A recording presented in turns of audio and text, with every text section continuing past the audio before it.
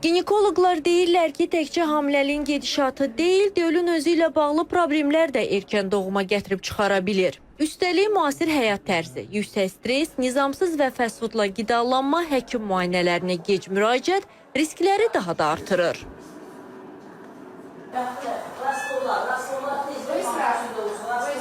Belə uşaqlarda həm ürək, həm də ağciyər fəaliyyətləri tam oturmadığı üçün xəstələnmə ehtimalı 2 qat yüksəlir.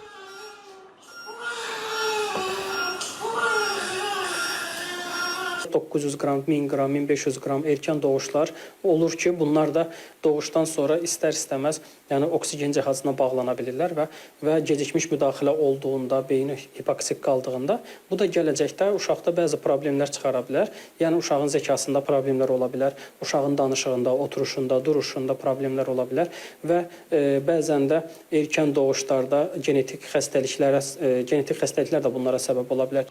Erkən doğulan körpələrin həyatda qalması ilk günlərdə göstərilən tibbi yardımdan asılıdır. Lakin təhlükə təkcə xəstəxanada bitmir. Pediatrlar valideynlərin rolunu burada həyata əhəmiyyət daşıdığını bildirirlər.